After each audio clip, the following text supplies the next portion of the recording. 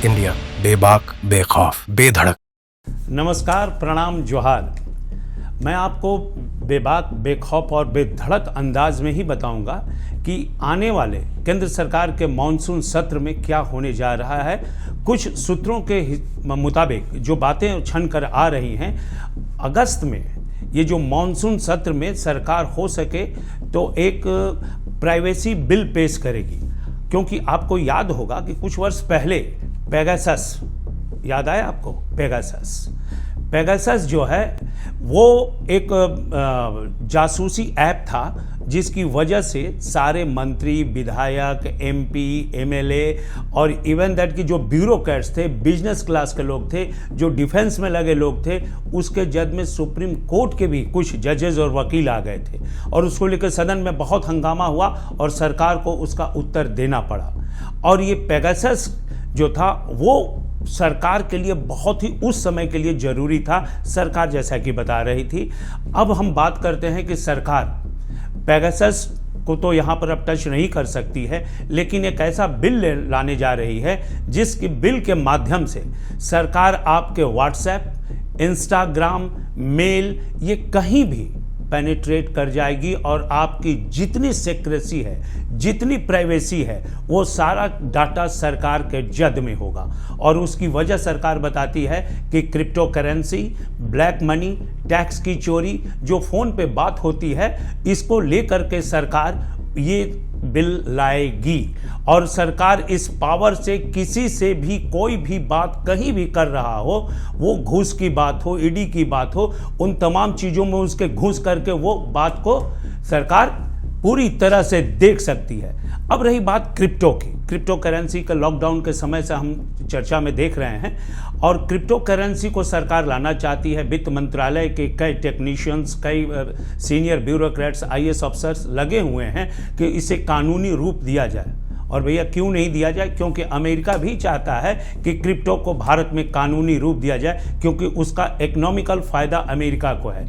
देश का आप देखिए, क्रिप्टो के बाद अगर बात करें, सरकार घुस कर चोरी, घुसखोरी और हवाला पकड़ना चाहती है, लेकिन देश का एक बहुत बड़ा पैसा, लाखों करोड़ रुपए लोग बैंक से लेकर के फरार हो गए और विदेश में जाके बस गए। लेकिन सरकार अभी तक प्रत्यारोपण संधि के तहत ना ये पैसे ला सकी है, ना उन लोगों के गिरेबान को पकड़ करके यहाँ ला सकी है। और सरकार यह कहती है, पिछले बजट सत्र में जो केंद्रीय वित्त मंत्री ने जो कहा था कि लगभग पिछले 10 वर्षों में 540 करोड़ रुपए उन्होंने इस तरह के इन्वेंशन से, इस तरह के एजेंसीज थे और वो घुस करके ये व्हाट्सएप के माध्यम से 540 करोड़ रुपए पकड़े हैं और सरकार के रेवेन्यू को बचाए हैं। वित्त मंत्री ने सदन में कहा कि 10 वर्ष में उन्होंने 16,35,000 करोड़ टैक्स की भी माफ़ी की है। अब रही बात कि टैक्स की माफ़ी की है, लेकिन ऐसा नहीं है कि टैक्स को माफ़ कर दिया तो उसकी रिकवरी नहीं होगी। रिकवरी में भी बैंक लगे हुए हैं, रिकवरी बैंक कर रहे हैं, लेकिन बैंकों का अपना प्रोसेस है। Civil court, debt recovery law है, एनसीएलटी है, और ये तमाम लग करके उस पैसे की रिकवरी करने की कोशिश करते हैं। लेकिन आप थोड़ा सा समझ लीजिए कि जो सरकार 540 करोड़ रुपए का दावा कर रही है, उसमें सरकार ने किस में कितने पैसे कब कब पकड़े हैं। पिछले 10 वर्षों में इनक्रिप्टेड मैसेज से 250 करोड़ पकड़े हैं और व्हाट्सएप ग्रुप से उन्होंने 90 करोड़ पकड़े हैं, जो व्हाट्सएप ग्रुप के चैट होते हैं। और व्हाट्सएप ग्रुप के चैट की जो नेटवर्किंग है उससे 200 करोड़। यानी कि डिजिटली अब सरकार पूरी तरह से पकड़ने और किसी के इंटर करने पर लग गई है। अब ऐसी परिस्थिति में एक चीज़ आप ध्यान दीजिएगा कि DI, ED, EOW, economic offence wing, ये सरकार के अंदर हैं, CBI भी सरकार के अंदर है। लेकिन इन तमाम के रहते हुए भी यह फिर से एक बार आपके जो प्राइवेसी को डिस्टर्ब करे, उस लॉ को लाने की सरकार की मजबूरी क्या है?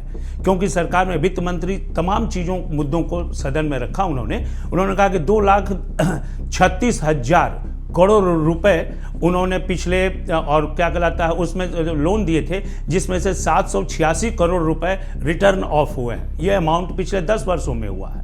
तो आप एक बात समझ लीजिए कि 2023-24 में 1,70,270 करोड़ रुपए माफ किए गए और उसमें से रिकवरी जो आई वो महज उसके 10% आई, जबकि 10% से ज़्यादा आनी चाहिए। 14-15 में 15 करोड़ रिकवरी, 55 करोड़ रिकवरी आई थी 550 करोड़ में।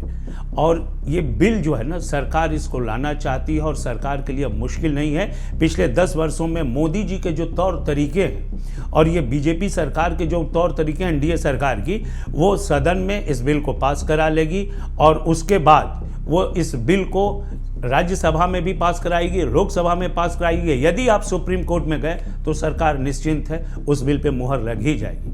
आपको मैं बताते चलूं कि 1961 में पहली बार इस देश में एक कानून बना था जो लोगों के दस्तावेज को चेक कर सकता था, खंगाल सकता था। उसके बाद वो कानून आया 12 अक्टूबर 2005 को, जिसे आप और हम आरटीआई कहते हैं। आरटीआई का क्या हश्र है, धराशायी हो गया। और उसकी धराशायी होने की वजह है कि आरटीआई के मेन क्वायरीज, उसके कंप्लेन, उसके एप्लीकेशन जो 10 रुपए लगाकर भेजे जाते थे, वो पीएम केयर में ज़्यादा जाने शुरू हो गए।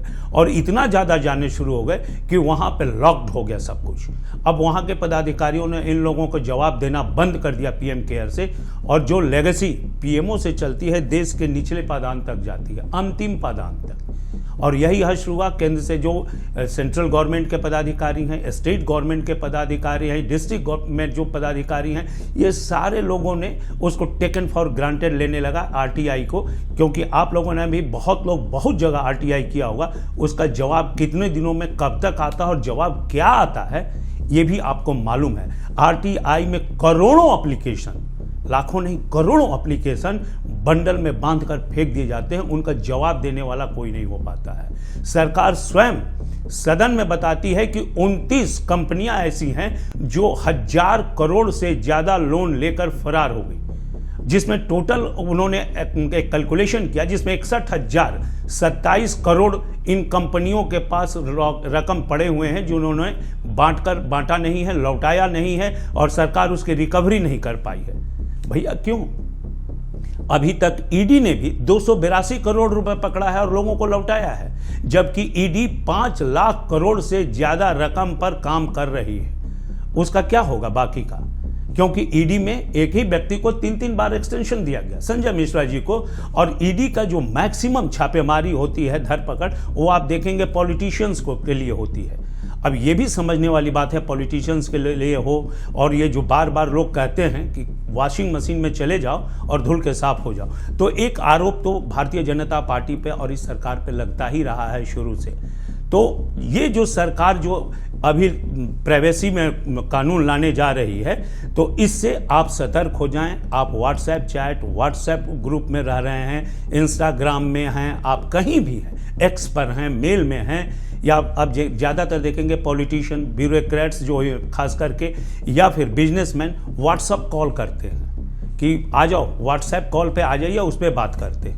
अब वो सुरक्षित नहीं है। आप सरकार की मुट्ठी में है, आप किसी कॉल पे कहीं भी खंगाल सकती है, आपके उस अंदर तक घुस सकती है जहां तक आप नहीं सोच सकते हैं। यानी कि आज के डेट में ये कानून आने के बाद आपका अपना कुछ भी गोपनीय नहीं रह जाएगा।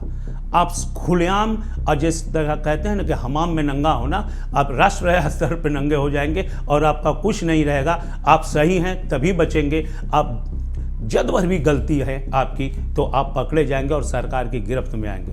इसीलिए कहते हैं कि इब्तिदाए इश्क में रोता है क्या, डिजिटल इंडिया में देखो आगे आगे होता है क्या। नमस्कार।